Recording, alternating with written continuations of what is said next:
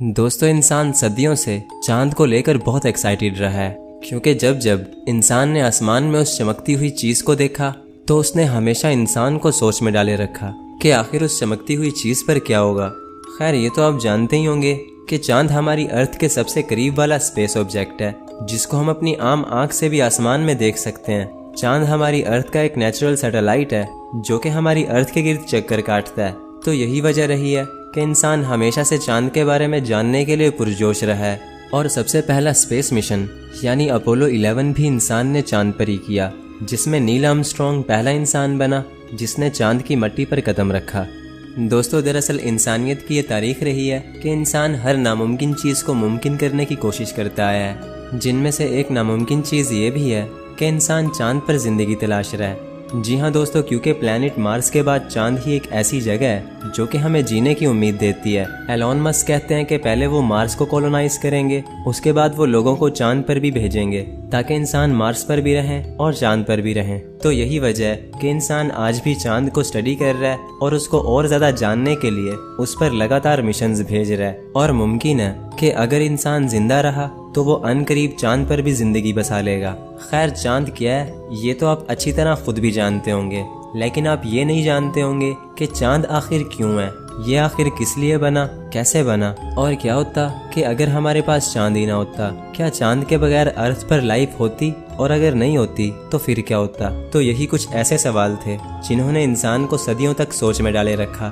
और इन्हीं कुछ सवालों का जवाब जानने के लिए इंसान को वक्त में पीछे जाना पड़ा, यानी उस वक्त जब कोई चांद ही नहीं था। तो जब इंसान ने चांद को वक्त में पीछे जाकर देखा तो इंसान को समझ आया कि आखिर ये चांद है क्या। तो जी हाँ दोस्तों, आज का ये वीडियो चांद को स्टडी करके बनाया गया है। इस वीडियो के अंदर हम चांद के बनने से लेकर चांद पर बसने तक की मुकम्मल कहानी को डिटेल से डिस्कस करने वाले हैं। तो हमेशा की तरह ये वीडियो भी काफ़ी ज़्यादा इंटरेस्टिंग होगा, इसीलिए इसको एंड तक देखते रहना। मैं हूँ अब्दुल हन्नान और आप देख रहे हैं आपका अपना चैनल इन्फो फैमिली।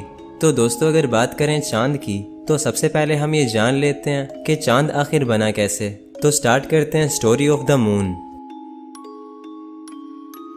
तो दोस्तों, ये कहानी है उस वक़्त की जब हमारा सोलर सिस्टम नया नया बना था। आज से 4.6 बिलियन साल पहले हमारी अर्थ पैदा हुई। ऐसा माना जाता है कि 4.6 बिलियन साल पहले स्पेस में मौजूद गैसेस और धूल ने हमारी अर्थ को बना दिया था, जो कि फिर सूरज के गिर्द घूमने लगी थी। उस टाइम अर्थ का साइज आज की अर्थ के साइज से काफी बड़ा था। और फिर यहाँ से शुरू होती है चांद के बनने की कहानी। दोस्तों, साइंटिस्ट का ये मानना है कि आज से 4.5 बिलियन साल पहले प्लैनेट मार्स के जितना एक ऑब्जेक्ट अर्थ से टकरा गया था, जिसको साइंटिस्ट नाम देते हैं थिया। साइंटिस्ट कहते हैं कि थिया 9.8 किलोमीटर पर सेकंड की रफ्तार से अर्थ से टकराया था, जिसकी वजह से अर्थ एक लावा की तरह उबल गई थी। अर्थ की लगभग आधी सरफेस तो हवा में ही उड़ गई थी और बची कुची सरफेस हजारों टुकड़ों में बंटकर अर्थ के गिर्द चक्कर काटने लगी। बाद में वो टुकड़े आपस में जुड़ने लगे, जिन्होंने अर्थ के गिर्द घूमने वाली एक नई दुनिया को जन्म दिया, जिसको हम आज चांद के नाम से जानते हैं।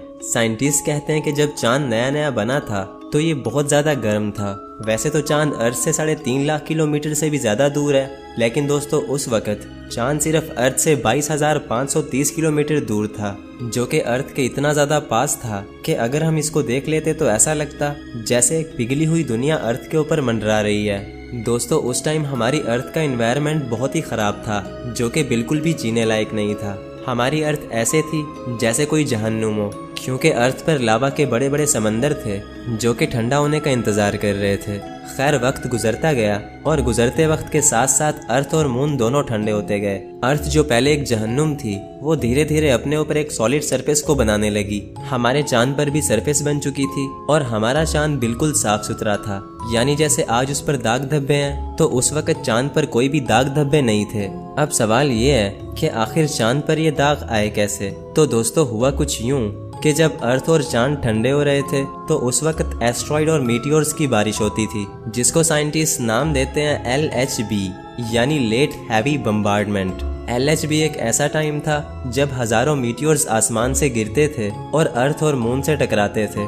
ये एस्ट्रॉइड्स कई मिलियन सालों तक अर्थ और चांद से टकराते रहे, जिसकी वजह से चांद पर दाग लगे और अर्थ पर लाइफ स्टार्ट हुई। जी हाँ दोस्तों, ऐसा माना जाता है कि आज से 4 बिलियन साल पहले जब चांद ठंडा हुआ तो चांद के साउथ पोल पर एक बहुत बड़ा इम्पैक्ट हुआ, जिसकी वजह से चांद के साउथ पोल पर एक बहुत ही बड़ा गड्ढा बन गया। उसके बाद चांद पर लगातार ऐसे इम्पैक्ट्स होते रहे जिनकी वजह से चांद जो पहले बिल्कुल वाइट था उस पर दाग लगने लगे। वो जगह जगह से डार्क ग्रे कलर का होने लगा। चांद पर धब्बे बनते गए और चांद के उन धब्बों को साइंटिस्ट नाम देते हैं मारिया। दोस्तों, मारिया के बनने के भी कुछ मिलियन सालों के बाद चांद पर फिर से इम्पैक्ट्स होने लगे, लेकिन ये इम्पैक्ट्स पहले वाले इम्पैक्ट से काफी छोटे थे, जिनकी वजह से चांद पर बहुत सारे छोटे छोटे गड्ढे बनते गए। ऐसे ही दोस्तों, अगर अर्थ की बात करें तो आज से 4 बिलियन साल पहले आसमान से मीटियोर्स की बारिश होती थी। वो मीटियोर्स वैसे तो अर्थ पर तबाही मचाते थे, लेकिन वो अपने साथ एक बहुत ही खास चीज लाया करते थे, और वो खास चीज थी पानी। जी हाँ दोस्तों, अर्थ पर शुरू से पानी नहीं था, बल्कि वो एस्ट्रॉइड्स और मीटियोर्स जो अर्थ पर गिरते थे अपने साथ पानी की एक छोटी सी अमाउंट को लाया करते थे। ये मीटियोर्स कई मिलियन सालों तक अर्थ पर बरसते रहे, जिनकी वजह से अर्थ पर पानी जमा होना शुरू हुआ, जो कि अर्थ पर लाइफ स्टार्ट होने की वजह बना। अर्थ जो पहले एक जहन्नुम थी, वो धीरे धीरे अपने ऊपर एक एटमॉस्फेयर को जन्म देने लगी, क्योंकि अर्थ पर समंदर बन रहे थे जो कि इवेपोरेशन करने लगे। तो इन सब के चलते अर्थ को एक सूटेबल इन्वायरमेंट मिला जो जिंदगी के लिए जरूरी था। अब दोस्तों, ये तो हो गई बात चांद के बनने की और अर्थ पर लाइफ स्टार्ट होने की। तो अब हम बात कर लेते हैं चांद के कुछ साइंटिफिक फैक्ट्स के बारे में जो कि साइंटिस्ट ने हाल ही में डिस्कवर किए। तो ज्यादा टाइम नहीं लेते और वीडियो को कंटिन्यू करते हैं। Number 1, shape of the moon. दोस्तों, चांद जो हमें एक बॉल की तरह दिखाई देता है, ये असल में एक अंडे के जैसा दिखता है, ठीक ऐसे ही जैसे हमारी अर्थ है। क्योंकि दोस्तों, हमारी अर्थ की शेप भी बिल्कुल राउंड नहीं बल्कि ओवलेट शेप है, जैसे कि एक ऐसी बॉल जिस पर किसी ने पाँव रख दिया हो। इसी तरह दोस्तों, पूरा चांद कभी भी हमेशा एक साइज का नहीं होता। ये कभी छोटा नजर आता है तो कभी बहुत बड़ा नजर आता है। दोस्तों, जब चांद अपने अपोजी यानी अर्थ से सबसे दूर वाले पॉइंट पर होता है तो ये काफी छोटा दिखाई देता है, लेकिन वहीं अगर चांद अपने प्रायोजी यानी अर्थ के सबसे नजदीक वाले पॉइंट पर होता है तो ये काफी बड़ा दिखाई देता है। दोस्तों, जब चांद अर्थ से दूर होता है तो अर्थ पर मौसम काफी अच्छा रहता है और समंदरों में छोटी छोटी लहरें पैदा होती हैं, लेकिन जब चांद अर्थ से सबसे करीब वाले पॉइंट पर आ जाता है तो अर्थ का मौसम बिगड़ने लगता है और समंदरों में लंबी लंबी लहरें पैदा होती हैं। कहते हैं कि चांद जितना ज्यादा अर्थ के करीब आएगा, अर्थ के समंदरों में उतने ही बड़े तूफान आएंगे। और ऐसा क्यों होता है, ये हम वीडियो में आगे चलकर जानेंगे। Number 2, distance of moon. दोस्तों, अगर चांद के डिस्टेंस की बात करें तो चांद अर्थ से 3,84,400 किलोमीटर की दूरी पर है। ये दूरी इतनी ज्यादा है कि इस रास्ते में अर्थ जितने 30 प्लैनेट्स और आ जाएंगे। अगर हम पैदल चलें और बिना रुके ही इस डिस्टेंस को कवर करें तो हमें चांद तक पहुंचने में 9.5 साल लग जाएंगे। ऐसे ही अगर हम बीच बीच में रुक कर रेस्ट करें और डेली सिर्फ 14 घंटे ही पैदल चलें तो हमें चांद तक पहुंचने में 14 साल लग जाएंगे। इसी तरह एक कार हमें 130 दिन तक यानी लगभग 4.5 महीने में चांद पर पहुंचा देगी। और अगर बात करें एक रॉकेट की तो एक रॉकेट हमें सिर्फ 13 घंटे में ही चांद पर पहुंचा सकता है। Number 3, gravity of moon. दोस्तों, वैसे तो चांद पर बहुत कम ग्रेविटी है, लेकिन फिर भी चांद की ग्रेविटी का एक बहुत बड़ा रोल है। दोस्तों, चांद की ग्रेविटी अर्थ से 6 गुना कम है, यानी इस हिसाब से एक 100 किलो के बंदे का वजन चांद पर सिर्फ 16.5 किलो होगा। तो अब सवाल ये है कि चांद की ग्रेविटी का आखिर क्या रोल है। दोस्तों, चांद की ग्रेविटी की वजह से ही हमारे समंदरों में लहरें पैदा होती हैं। जैसे मैंने बताया था कि चांद जितना ज्यादा करीब आएगा, समंदरों में उतनी ही लंबी लहरें पैदा होंगी। चांद की ग्रेविटी इतना दूर से हमारी अर्थ पर तो असर नहीं कर सकती, लेकिन वो अर्थ के समंदरों पर बहुत ज्यादा असर करती है। तो अगर चांद की ग्रेविटी नहीं होगी तो समंदरों में लहरें ना होने के बराबर होंगी। अब आप जरूर ये सोच रहे होंगे कि क्या होगा अगर चांद अर्थ के बहुत ज्यादा करीब आ जाए। तो दोस्तों, इसके 2 जवाब हैं। पहला ये कि अगर चांद अर्थ से बहुत तेजी से टकराया तो अर्थ लावा की तरह उबल जाएगी, जैसा वो थिया के टकराने से उबली थी। और दूसरा जवाब ये है कि अगर चांद घूमता हुआ धीरे धीरे अर्थ के करीब आता गया तो वो अर्थ की हाई ग्रेविटी बर्दाश्त नहीं कर पाएगा और टूटकर छोटे छोटे टुकड़ों में बट जाएगा, जिससे वो अर्थ के गिर्द एक रिंग बना देगा, जो कि सुनने में तो काफी कूल लगता ही है, लेकिन अगर ऐसा हुआ तो दुनिया तबाह हो जाएगी। क्योंकि चांद जैसे जैसे अर्थ के करीब आता जाएगा तो वो समुद्रों की लहरों से दुनिया को तबाह करता जाएगा। साथ ही साथ बहुत सारे जलजले आना शुरू हो जाएंगे और वोल्केनिक इरप्शन बढ़ जाएगा, जिसकी वजह से शायद दुनिया नहीं बचेगी। लेकिन दोस्तों, घबराने की कोई बात नहीं, क्योंकि चांद हर साल 1.5 इंच अर्थ से दूर हो जाता है। ये कभी भी अर्थ के करीब नहीं आता। चांद पहले भी अर्थ के बहुत करीब था, लेकिन जैसे जैसे वक्त गुजरता गया चांद सिर्फ अर्थ से दूर होता गया। और दोस्तों, जैसे चांद की ग्रेविटी की वजह से अर्थ पर जल्जले आ सकते हैं, तो ठीक ऐसे ही चांद पर भी अर्थ की ग्रेविटी की वजह से जल्जले आते हैं, जिन्हें मूनक्वेक्स कहा जाता है। Number 4, size of the moon. दोस्तों, अगर हम चांद का साइज अर्थ से कंपेयर करें तो अर्थ की चौड़ाई चांद से 4 गुना ज्यादा है और अर्थ के अंदर 50 चांद आराम से फिट आ जाएंगे। और इसी तरह अगर हम सन से चांद का साइज कंपेयर करें तो चांद हमारे सन से 400 गुना छोटा है। और मजे की बात यह है कि हमारा सन चांद से 400 गुना ही ज्यादा दूर है, जिसकी वजह से अगर हम आसमान में चांद और सूरज को देखते हैं तो वो दोनों हमें लगभग एक ही साइज के नजर आते हैं। और यही वजह है कि जब सोलर एक्लिप्स यानी सूरज ग्रहण होता है तो चांद सूरज के आगे आकर सूरज को पूरी तरह ढक देता है। Number 5, solar eclipse and lunar eclipse. दोस्तों, सोलर एक्लिप्स यानी सूरज ग्रहण साल में 2 से 3 बार होता है। और ये तो हम जानते ही हैं कि सूरज ग्रहण तब होता है जब चांद सूरज और जमीन के बीच में आ जाता है। लेकिन दोस्तों, अगर हम बात करें उस वक्त की जब लोग ये सब नहीं जानते थे कि सूरज ग्रहण क्यों होता है, तो उस वक्त चाइनीज लोग ये मानते थे कि सूरज ग्रहण के टाइम पर एक बड़ा सा ड्रैगन सूरज को खा जाता है, जिसकी वजह से सूरज काला हो जाता है। तो वो चाइनीज लोग उस ड्रैगन को भगाने के लिए ऊटपटांग हरकतें किया करते थे। इसी तरह अगर चांद ग्रहण की बात करें तो चांद ग्रहण हर महीने होता है। ये तब होता है जब अर्थ सूरज और चांद के बीच में आ जाती है। चांद पूरी तरह से अर्थ के साये में आ जाता है, जिसकी वजह से चांद का रंग बिल्कुल लाल हो जाता है। ये हर 29 दिन के बाद होता है, जिसे लूनर एक्लिप्स यानी चांद ग्रहण भी बोला जाता है। Number 6, rotation of moon. दोस्तों, अगर आपने कभी नोटिस किया हो तो हमें हमेशा चांद की सिर्फ एक साइड ही नजर आती है। हम कभी भी चांद की दूसरी साइड नहीं देख सकते, क्योंकि दोस्तों चांद एक ही साइड लेकर अर्थ के गिर्द रोटेट करता है, जिसको टाइडल लॉक भी बोलते हैं। हमारी अर्थ तो स्पिन भी करती है, लेकिन दोस्तों चांद कभी भी स्पिन नहीं करता, तो हमें सिर्फ चांद का एक ही चेहरा नजर आता है। तो चांद की जो साइड हमें नजर आती है उसको हम नियर साइड ऑफ मून कहते हैं, और चांद की जो साइड हमें नजर नहीं आती उसको हम फार साइड या फिर dark side of the moon भी कहते हैं। Number 7, moons atmosphere.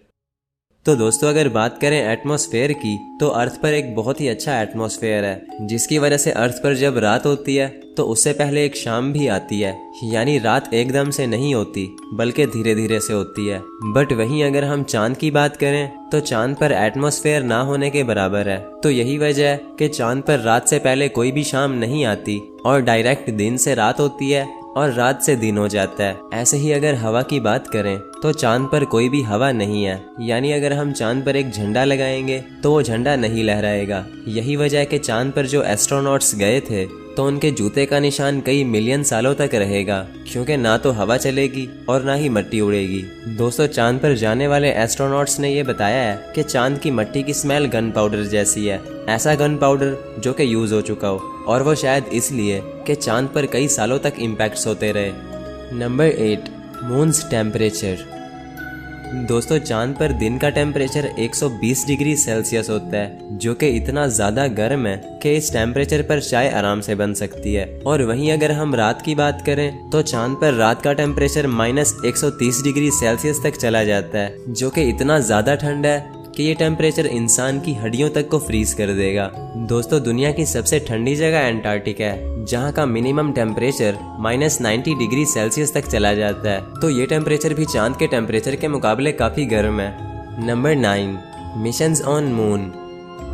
दोस्तों, वैसे तो चांद का सबसे पहला मिशन अपोलो 11 को माना जाता है, जिसमें नील आर्मस्ट्रांग पहले इंसान थे जो कि चांद पर उतरे थे। बट दोस्तों, मजे की बात यह है कि अपोलो 11 पहला मिशन नहीं था जो कि चांद पर भेजा गया। अपोलो 11 को शायद पहला मिशन इसलिए बोला जाता है क्योंकि इस मिशन में इंसान भी थे। इससे पहले चांद पर जितने भी मिशंस भेजे गए तो उनमें इंसान नहीं थे, जिनमें ज्यादातर मिशन सोवियत यूनियन के जरिए भेजे गए थे। दोस्तों, 1959 में सोवियत यूनियन ने चांद पर अपना पहला मिशन भेजा, जिसका नाम था ल्यूना 1, जो कि एक फ्लाई बाय मिशन था। इस मिशन में एक स्पेसक्राफ्ट ल्यूना 1 को चांद के पास से फ्लाई बाय करके जाना था। लेकिन दोस्तों, जैसे ही वो स्पेसक्राफ्ट चांद के पास से फ्लाई बाय करके जाता है तो उससे कम्युनिकेशन टूट गया था। लेकिन फिर भी इसको एक सक्सेसफुल मिशन समझा गया क्योंकि तब तक लूना 1 चांद की बहुत सारी इंफॉर्मेशंस कैप्चर कर चुका था। ऐसे ही दोस्तों लूना 1 के बाद लूना 2 भेजा गया जिसमें एक स्पेसक्राफ्ट को मून पर क्रैश लैंडिंग कराई।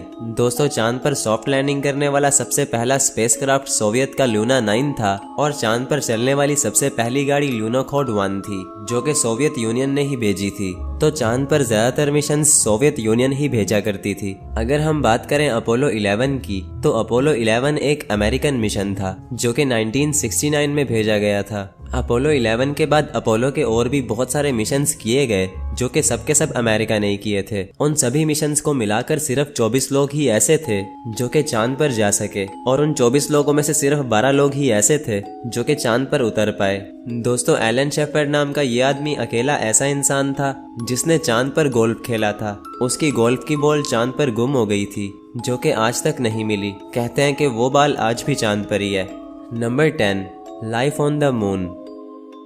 दोस्तों चांद पर लाइफ पॉसिबल हो भी पाएगी या नहीं इसके बारे में साइंटिस्ट अभी भी अनक्लियर हैं। बट एलोन मस्क ये कहते हैं कि पहले वो मार्स को कॉलोनाइज करेंगे, उसके बाद वो इंसानों को चांद पर भी रहने के लिए भेजेंगे, यानी इंसान मार्स पर भी रहेंगे और चांद पर भी रहेंगे। और ये सब कैसे पॉसिबल होगा, इन सब पर मेरे चैनल पर वीडियोस आती रहेंगी। वैसे तो चांद के बारे में अभी भी बहुत से फैक्ट्स ऐसे हैं जिनको मैं इस वीडियो में नहीं बता पाया क्योंकि ये वीडियो पहले ही बहुत ज्यादा लंबा हो चुका है। बट अगर आप अभी भी ये वीडियो देख रहे हो तो इसका मतलब है कि आपको वीडियो देखने में मजा आ रहा था। तो अगर मजा आया तो लाइक करो और अगर नहीं आया तो भी लाइक करो क्योंकि एक वीडियो की रिसर्च करने में और उसके बाद उसकी एडिटिंग करने में बहुत सारा टाइम लग जाता है। तो लाइक लाजमी करो और अगर ऐसी ही नई नई चीजें जानने का शौक रखते हो तो चैनल को फॉलो और सब्सक्राइब करके रख लो ताकि मेरा और आपका कनेक्शन जुड़ा रहे।